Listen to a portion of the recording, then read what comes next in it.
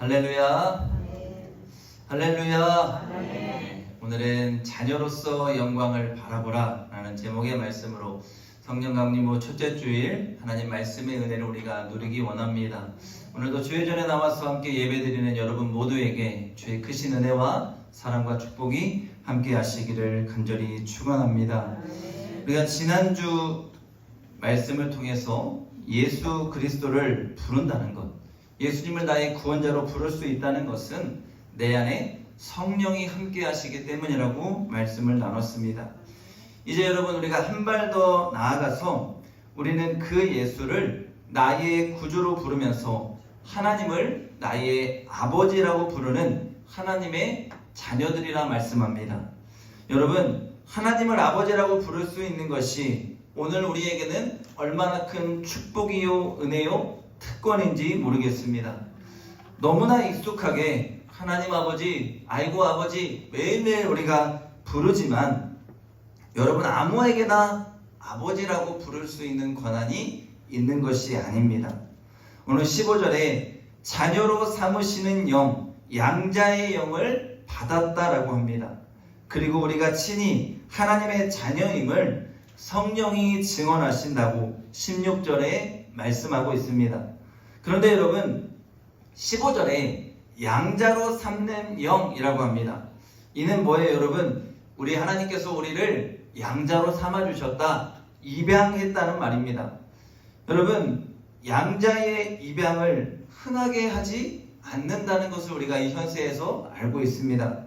로마에서는 양자 삼는 일이 흔히 일어날 수 있는 일이었습니다. 여러분, 양자로 삼는다는 것은 무엇을 의미할까요? 내가 하나님의 자녀로 새롭게 태어났다는 것입니다. 양자의 입양 과정이 오늘날 매우 까다로워졌다고 합니다. 저도 저희 아내한테 한 번씩 우리도 셋째를 한번 입양해 볼까? 라고 하면 저희 아내는 고개를 살살살 흔듭니다. 그런데 여러분, 요즘에 얼만큼 까다로워졌냐면 부모의 재산이 얼만큼이 있느냐. 왜냐하면 자녀가 3명, 4명이 되면 나라에서 주는 혜택이 굉장히 많아집니다. 그러니 일부러 입양하려는 그런 범죄에 이용하려 하는 사람들이 있을까봐 통장에 돈이 얼만큼 있느냐까지 확인해서 입양을 허락한다고 합니다. 여러분, 그런데 자녀를 입양할 때 부모는 어떤 마음을 갖고 입양하나요? 이 아이의 전적인 모든 것을 내가 다 책임져 주겠다는 거예요. 먹고 입히고 자라고 미래에 있는 모든 것들에 이 아이를 내가 책임지고 케어하겠다는 것입니다. 여러분, 이 말을 좀 돌려서 한번 생각해 본다면 하나님이 우리를 양자로 삼아주셨다는 것은 주께서 우리의 모든 것을 책임져 주신다는 것입니다. 여러분, 이 말씀만큼 감사한 것이 어디 있을까요?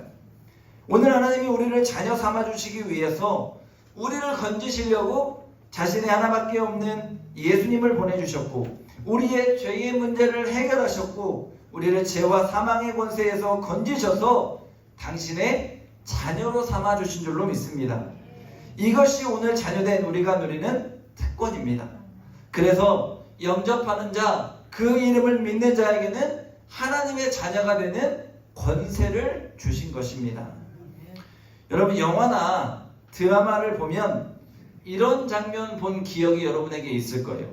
결정적인 장면에 이분이 회장님의 아들입니다 하면서 막 빰빰빠바밤 하면서 막 갑자기 딱 화면이 바뀌는 그런 장면들 여러분 보신 기억이 있을 거예요. 이분이 사장님의 아들입니다 하면 뭐예요? 갑자기 대하는 태도가 달라집니다. 여러분, 우리는 누구예요? 천지를 지으신 하나님의 자녀입니다. 아무 생각도 없이 우리가 부르는 하나님 아버지라는 말에 우리는 얼마나 많은 권세가 우리에게 있는지를 알아야 돼요. 하늘과 땅을 창조하시고 이 세상을 다스리시는 하나님의 은혜가, 오늘 이 은혜가 우리 가운데 충만하기 때문에 우리는 하나님을 나의 아버지라고 부를 수 있는 거예요. 아이들이 찬양하는 찬양 중에요, 내 하나님은 크고 힘이 있어서 능하지 못한 것이 없다, 못할 일 전혀 없는 분이라는 찬양이 있어요. 여러분, 우리가 믿는 하나님은 그런 분이에요. 크고 힘있고 능이 있어서 이 땅 가운데서 못할 일이 전혀 없는 하나님 아버지이신 줄로 믿습니다. 그렇다면 여러분, 자녀로서 오늘 우리는 그 하나님과 함께 온전히 살아가고 있느냐를 봐야 돼요. 오늘 우리는 하나님을 향한 친밀감이 있어야 돼요. 부모와 자녀는 뭐예요? 친밀감이 있어요. 친밀감. 하나님은 어떤 분에게는 우리 하나님은 무서운 분이셔. 또 어떤 분은 어떻게 생각해요? 우리 하나님은 사랑이 많은 하나님이셔. 다 하나님에 대한 이미지가 다를 수 있습니다. 그런데 여러분, 분명한 것은 하나님을 나의 아버지로 부르는 순간 우리는 그 하나님과 가까워야 돼요. 그 하나님과 친밀감을 유지할 수 있어야 돼요. 그래야 그분과 나 사이의 믿음이 깊어질 수 있는 것입니다. 오늘 성령이 내 안에 오셔서 가장 크게 역사하는 것이 내가 세상 가운데 속한 종이 아닌 죄악의 자녀가 아니라 오늘 천지를 지으신 하나님의 자녀라는 사실입니다. 이 성령님은 하나님과 깊이 나를 교제하게 인도하시는 성령 하나님이십니다. 제가 어린 적을 한번 생각해 봤어요. 설교를 쓰면서 어린 적을 생각해 보니까 아버지와의 추억이 많지 않아. 아버지와 목욕탕을 간 기억도 별로 없고요. 아버지가 나를 데리고 이발소를 간 기억도 없어요. 그냥 아버지는 늘 바쁜 분, 아버지는 조금 무서운 분, 그냥 전형적인 가부장적인 아버지셨어요. 근데 반면에 어머니는 어때요? 어머니랑은 매우 가깝죠. 지금도 누구한테 먼저 전화를 할까요? 그렇죠. 왜요? 어머니가 더 친밀하니까. 그래서 제가 느꼈던 것이 있습니다. 내가 가정을 이루면 꼭 아이들과는 친한 아빠가 돼야겠다. 그래서 아이들과 공도 차고 아이들과 게임도 하고 아이들과 많이 놀아주고 아이들이 원하는 것 요리도 해주고 그러면서 아이들에게 친구 같은 아빠, 친밀감을 높여주며 아이들이 내게 다가올 수 있게 해주려고 노력을 합니다. 그런데 여러분, 분명한 사실 하나가 있어요. 제가 아무리 아이들에게 잘해줘도요, 우리 아이들이 우리 아빠가 아닌데? 라고 생각하면 저희가 마음을 열까요? 안 열죠. 저 아저씨는 우리 아빠가 아닌데? 라는 생각하는 순간 아이들의 마음은 다치죠. 바로 이것이에요, 여러분. 하나님은요, 우리를 눈동자같이 보호하시고 지키고 늘 가까이에 그 자리에 함께 계십니다. 그런데 여러분, 여러분이 하나님을 향해 나의 아버지 되심을 믿고 하나님의 나의 전능하신 아버지 하나님이라고 고백하며 하나님과 친밀감을 위해서 마음을 열어놓지 않으면 절대로 하나님과 가까워질 수 없다는 거예요. 오늘 우리는 믿음이 깊어질수록 하나님 아버지를 믿고 신뢰하고 의지하고 따라가게 되어 있습니다. 오늘 우리의 믿음이 깊어질수록 우리는 그 하나님을 기쁘시게 하기 위한 삶을 살아내게 되는 것입니다. 오늘 그 하나님과 이 땅에서 우리는 동행하는 삶을 살아가야 할 줄로 믿습니다.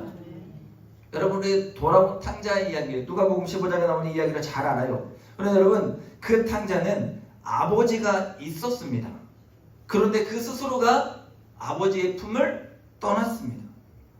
아버지는 그 후 어떻게 했어요? 늘 그 자리에 기다리는 거예요.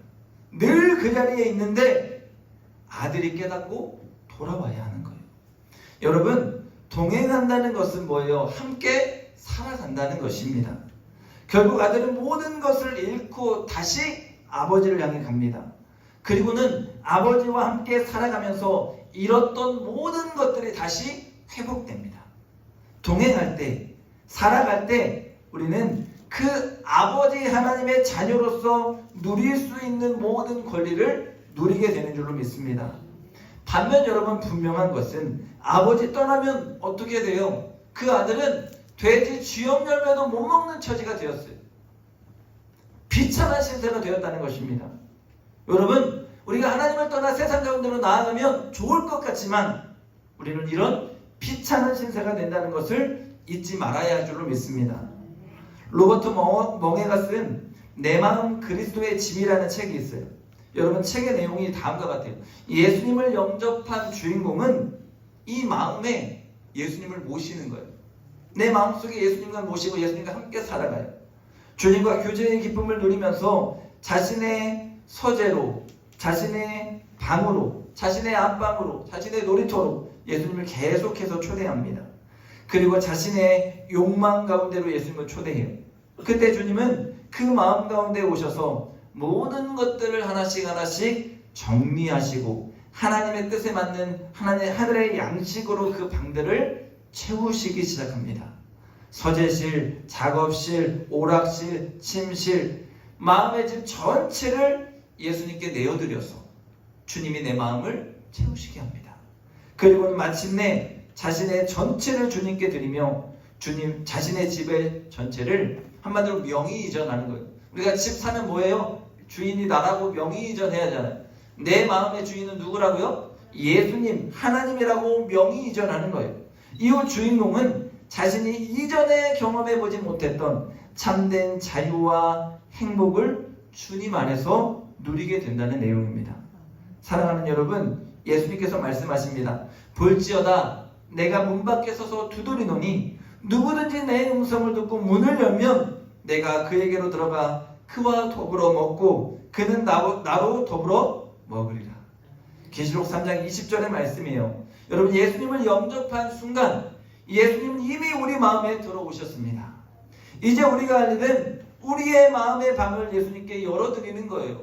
예수님, 이 마음만큼은 안 돼요. 여기는 제 비밀 공간이에요.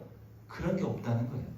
모르신 것이 없는 주님께 나의 모든 것을 다 열어드리고 주님과 함께 소통하고 동행하며 함께 살아가야 하는 줄로 믿습니다.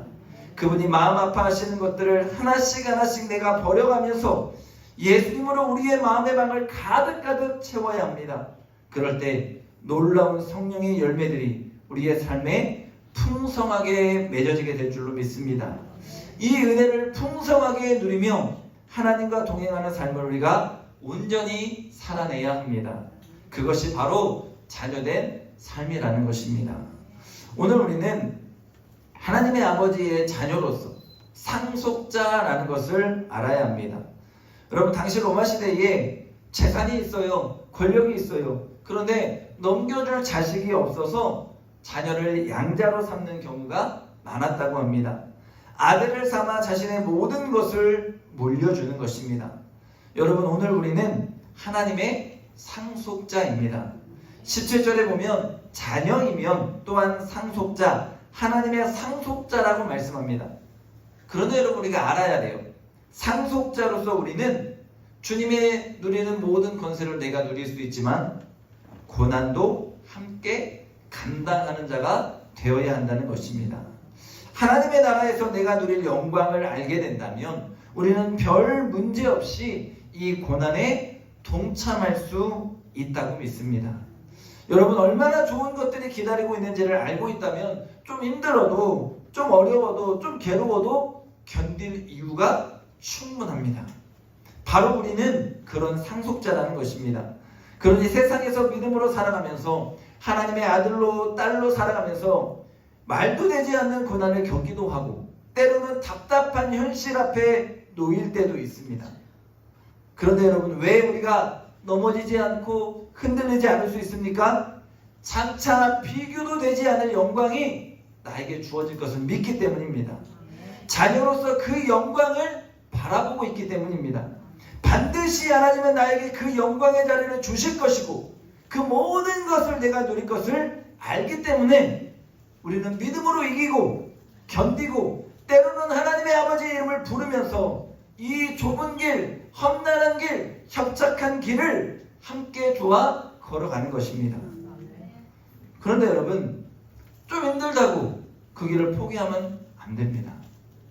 아버지가 내 마음을 조금 몰라준다고 아들이 집을 나가는 자식이 어디 있겠습니까? 아버지 품보다 세상이 좋아 보인다고 그 품을 떠나는 자식은 철없는 자식이에요. 여러분, 오늘 15절에 종의 영이 우리를 유혹할 때가 있습니다. 세상의 영, 종된 영이 우리를 유혹할 때가 있습니다. 교회에 앉아 예배드리면서도 세상이 좋아서 그 앞으로 달려가는 어리석음을 우리가 범하면 안 된다는 거예요. 오늘 우리는 그 아버지가 내 삶을 책임짐을 믿으며 자녀로서 그 나라에서 그분의 자녀로서 누릴 영광을 바라보는 은혜가 있어야 할 줄로 믿습니다. 그런데 여러분, 오늘 17절에 보면 자녀이기 때문에 고난도 함께 받아야 함을 말하죠. 여러분 가끔 텔레비전에 보면 TV에서 올림픽을 앞두고 국가대표 선수들이 막 땀 흘려서 태릉 선수촌에서 막 노력하고 막 힘들어하고 하는 모습들을 그 영상으로 찍어서 보여주는 것들을 보신 적이 있을 거예요. 그런데 여러분 왜 국가대표 선수들이 새벽부터 일어나서 그렇게 죽을 힘을 다해서 그 노력을 합니까? 그렇죠. 영광의 순간을 바라보는 거예요. 그 영광의 찬란한 순간을 바라보면서 힘들고 어려운 고난의 시간을 버티고 견디는 것입니다. 앞으로 내가 누릴 수 있는 그 영광을 보고 있는 것입니다. 사랑하는 여러분, 하물며 하나님의 자녀로서 그 나라에서 누릴 영광을 본다면 장차 내가 당하는 현재의 고난과는 비교할 수 없다고 바울이 말하는데, 상상할 수 없는 그 영광을 우리가 누릴 것을 기대하면서 오늘도 우리는 이 좁은 길, 협착한 길, 믿음의 길을 굳건하게 걸어가야 하지 않느냐는 것입니다. 그런데 여러분, 냉정하게 지금 우리의 믿음의 현실을 보면 여러분 고난이라고 말할 수 있습니까? 우리 믿음의 삶이 지금 고난입니까? 북한의 지하교회에서 고난을 받고 죽음을 각오하며 하나님을 예배하는 우리의 형제 자매들을 생각해 봅니다. 지금도 아프리카 땅에서 먹을 것이 없어서 한 영혼을 살리기 위해서 그 아이가 물을 먹지 못하면 죽는다고 생각하며 우물을 파고 있는 선교사님의 현실을 봅니다. 여러분, 우리가 고난입니까? 우리의 삶의 현실은 행복입니다. 그런데 여러분, 지금을 바라보고 있다고 한다면 우리는 지금 편하게 예수 믿어서 좋다고 할 수 있죠. 아무런 제재도 없다고 지금 하나님의 자녀로서 사역에 동참하지 않고 아버지와 같은 마음과 같은 생각으로 하나님의 일에 동참하지 않는다면 여러분, 우리는 장차 미래의 영광을 바라보지 못할 수 있습니다.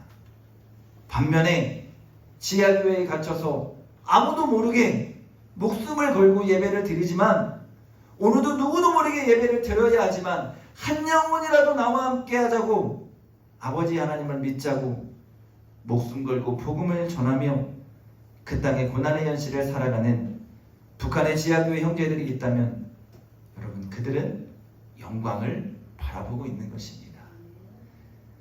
목사님 배부른 소리 하고 있네요. 당연히 우리가 행복하고 그들은 불행한 거죠. 여러분, 믿음의 시선으로 본다면 그들은 불행하고 우리는 행복하다 말할 수 있을까요? 저는 아니라고 생각합니다. 어쩌면 그들은 지금 하늘의 상급을 쌓고 있습니다. 어쩌면 그들은 지금 이 땅의 현실은 고난이어도 마음으로 하나님의 나라를 이미 누리며 아버지 하나님과 살아가고 있다고 믿습니다.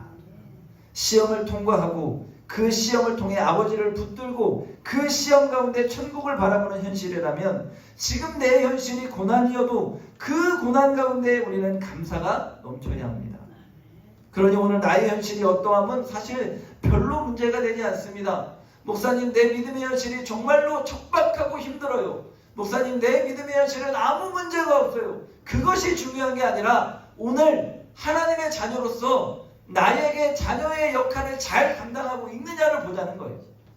그 영광을 누릴 만한 가치가 나에게 있느냐, 그 사명을 내가 지금 감당하고 있느냐를 보자는 것입니다. 제가 여러 번 말씀드렸지만 한국교회의 가장 큰 문제는 목사입니다. 저는 그렇게 판단을 내렸습니다. 제가 훌륭한 목사여서도 아니고요, 제가 대단해서도 아니고, 목회자의 분량만큼 교회가 잘합니다. 그런데 지금 한국교회 목회자들의 현실은 부끄러울 만큼 타락해 있습니다. 한 번은 이런 말을 들었어요. 이제는 여러분, 부교육자를 모실 때, 부목사님, 전도사님들을 모실 때 사택은 어디를 주는지, 얼마만큼 사례비를 주는지, 1년에 휴가는 며칠 줄 것이고, 내가 누릴 복지는 뭔지 다 물어보고요. 심지어는 이 교회도 저 교회도 이력서 다 내고 어느 교회 갈까 내가 잘 골라서 간다고 합니다. 올해 저희 교단에 목사고시를 신청한 전도사님들이 48명이래요. 제가 목사고시 볼 때만 해도 120명이 넘었습니다. 근데 48분밖에 없어요. 그래서 저희 노회, 익산노회 전도사님들, 시험 보는 전도사님들 같이 밥을 먹었는데 숫자가 이만큼 엄청나게 줄었어요. 그래서 이런 세상적인 행태들이 교회 안에서 목회자들 사이에서도 아무렇지도 않게 일어나고 있습니다. 물론 목사도 사람이니까 환경을 안 보고 사역할 수는 없겠지만 예전처럼 부름받아 나선 이 몸 어디든지 가오리다가 아니라 부름받아 나선 이 몸 내가 골라 가오리다. 내가 골라가는 거예요. 세상의 현실과 하나도 다르지 않아요. 세상은 내가 편하고 내가 힘들면 안 합니다. 오늘날 우리의 현실이, 목회자들의 현실이 똑같다는 거예요. 여러분, 오늘 한국교회는 현실의 복을 누리며 내세의 축복만을 말하는 기복신앙에 그치고 있습니다. 한 걸음 더 나아가서 하나님의 영광을 보기 위해서 때로는 고난의 현실, 때로는 힘들고 어려운 나의 사역의 현실 가운데서도 주님을 바라볼 수 있는 은혜가 우리 가운데 있어야 돼요. 사랑하는 여러분, 우리는 눈에 보이지 않는 하나님 나라를 소망하는 자들입니다. 오늘 24절에 보이는 것을 누가 바라리요? 보이는 것은 소망이 아닙니다. 세상에 좋아 보이고 화려해 보이는 것들, 우리는 그것들을 소망하지 않습니다. 세상의 물질, 명예, 세상의 것에 집착하며 소망하는 삶이 아닙니다. 여러분, 눈에 보이는 것을 소망하는 삶이 아니라 그보다 훨씬 더 큰 하나님의 나라의 영광을 소망하며 자녀로서 아버지가 준비한 나의 집을 바라보며 이 현실의 삶을 살아가는 은혜가 있기를 주의 이름으로 간절히 축원합니다. 여러분, 아기가 엄마 뱃속에 몇 달 있어요? 10달을 있습니다. 뱃속에서 10달을 있다가 나오죠. 그런데 아이의 입장을 한번 생각해 볼게요. 여러분이 아이가 됐다고 한번 생각해 보세요. 눈에 보이는 현실이 전부예요. 그래서 엄마 뱃속에서는 어디가 전부예요? 엄마 뱃속이 전부입니다. 엄마가 주는 영양분을 공급받고 그 안에서 살아가는 것이 전부라고 생각합니다. 그런데 여러분, 모든 장기가 10달 동안 다 만들어지고 눈, 코, 입을 비롯한 손과 발과 모든 신체가 완성이 되면 하나님은 창조의 법칙에 따라 엄마 뱃속에서 나가라고 합니다. 그것이 뭐예요? 하나님의 법칙이에요. 그런데 아이는 어떨까요, 여러분? 두렵습니다. 무서워요. 한 번도 경험하지 못한 그 현실을 경험하며 엄청난 고통을 느낍니다. 의사들이 말하기를요, 엄마가 10의 고통을 느끼고 있으면 아이는 100의 고통을 느끼고 있다고 합니다. 죽는 고통을 경험하며 아이는 이 땅에 나옵니다. 그런데 어때요, 여러분? 그 순간 그의 삶이 달라지는 거예요. 내가 갇혀있던 엄마의 뱃속이 전부라고 생각했는데 나와 보니까 비교할 수 없는 엄청난 세상이 나를 기다리고 있어요. 좋은 것들을 내가 마음껏 누릴 수 있는 이 세상이 나에게 준비되어 있는 거예요. 여러분, 마찬가지예요. 하나님의 나라는 우리가 생각하는 것을 뛰어넘습니다. 우리는 세상이 좋아 보이고 사랑하는 사람들도 있고 내가 누리고 있는 것이 너무 좋아서 이 손을 놓지 않으려고 해요. 그리고 눈에 보이는 것에 집착하고 현실에 집착합니다. 그런데 여러분, 눈에 보이지 않는 그 나라를 바라봐야 돼요. 눈에 보이지 않는 그 나라를 소망해야 됩니다. 장차 비교도 할 수 없는 그 나라가 우리를 기다리고 있어요. 물론 그곳에 가기까지는 우리 각자가 다 다르게 어떤 이는 엄청난 고통 가운데 그 나라를 가는 경우가 생길 것이고요. 어떤 이는 잠자듯이 그 나라에 가는 경우도 생길 것입니다. 그러나 그 고통과 두려움 너머에 있는 아픔도 없고 슬픔도 없고 눈물도 없는 내 아버지가 준비하신 그 나라를 상상하고 기대하며 이 땅을 살아가자는 것입니다. 그 나라를 사모해야 합니다. 여러분, 저는 그 나라를 꿈꿉니다. 비록 죄 많은 내 삶이지만 저는 분명 그 나라의 주인공이 될 것이고 아버지 하나님의 품에 안겨서 이 땅의 수고와 이 땅의 자녀로서의 삶에 대해서 잘했다, 사랑하는 아들아 수고했다, 주님께 인정받고 칭찬받고 싶습니다. 그리고 그 나라에서 주님이 준비한 그 집에서 영원토록 주와 함께 살아갈 것입니다. 사랑하는 여러분, 오늘 믿음의 사람에게 이 땅의 인생은 통로예요. 통로. 지금 축복의 땅으로 가기 위해서 우리는 통로를 지나고 있습니다. 어떤 이는 조금 편하게 이 땅을 통로를 지나고 있고요, 어떤 이는 사막과 같은 고통과 아픔 속에 이 통로를 지나가고 있습니다. 그런데 분명한 것은 통로는 뭐예요? 지나는 길이라는 것입니다. 도착점이 아닙니다. 우리에게는 도착점이 준비되어 있습니다. 그렇기에 통로에서 야영하듯이 텐트 치고 고생하는 자도 있고, 누군가는 호텔을 경험하며 편하게 지내가는 자도 있을 겁니다. 그러나 나그네 길입니다. 나그네는 뭐예요? 반드시 다시 고향으로 돌아갑니다. 반드시 지나갑니다. 그리고 그날의 주님은 나와 함께 주의 자녀로서 나를 안아주시고 이 통로의 시간을 어떻게 보냈는지를 분명하게 우리에게 물으실 것입니다. 오늘 성령님을 붙잡는 삶이 되기를 원합니다. 이 모든 것이 가능케 되는 것, 이 모든 사실을 믿고 내가 살아가게 되기 위해서는 성령께서 내 마음에 오셔서 여러분의 생각과 여러분의 마음을 주장하며 내가 누구인지 내 정체성을 분명하게 깨닫게 해주셔야 합니다. 하나님의 자녀라는 것은 그 아버지의 영광을 바라보면 나의 노력으로 되는 것이 아닙니다. 성령께서 여러분에게 깨닫게 해주셔서 내 믿음의 눈이 열리고 그 나라가 보이고 내가 누군지를 분명하게 깨닫는 것입니다. 여러분, 이 현실 가운데에서 너무 아둥바둥 살아가지 마십시오. 또한 너무 현실 가운데에서 비판하며 비관하며 아파하지 마십시오. 다 지나가는 통로입니다. 오늘도 자녀로서 내가 해야 할 일을 바라보시기 바랍니다. 오늘도 자녀로서 아버지 하나님을 붙들고 동행하시기 바랍니다. 그 하나님과 친밀해지기 위해 노력하시기 바랍니다. 더 가까이 아버지께로 다가가셔서 내 마음의 모든 것들을 주님께 구하고 그 아버지와 함께 마음이 합하여져서 주님이 기뻐하시고 주님이 좋아하시는 것들을 내가 행하며 아버지 하나님의 자랑되는 존재로 이 땅을 살아가는 은혜가 있기를 간절히 소망합니다.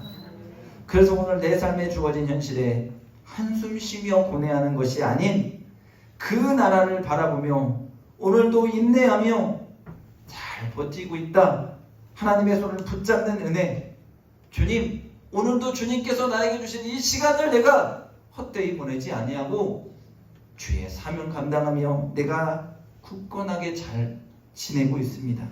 주님께 고백하며 살아갈 수 있는 우리 성도들의 삶이 되시기를 주의 이름으로 간절히 축원합니다. 자녀로서 이 세상을 바라보지 않고 하나님의 영광을 바라보는 은혜가 사랑하는 모든 성도들 가운데 있을 수 있기를 주님의 이름으로 간절히 축원합니다. 축원합니다. 기도하겠습니다. 하나님 감사합니다. 오늘도 우리에게 귀한 복된 시간 허락하여 주셔서 주 앞에 나와서 주님의 말씀을 함께 듣고 깨닫게 하시니 감사합니다. 주님, 내가 하나님의 자녀임을 고백하며 주와 함께 이 땅을 살아가게 하시고 주님이 나에게 준비하신 하나님의 나라의 영광을 바라볼 수 있는 은혜가 있게 하여 주옵소서.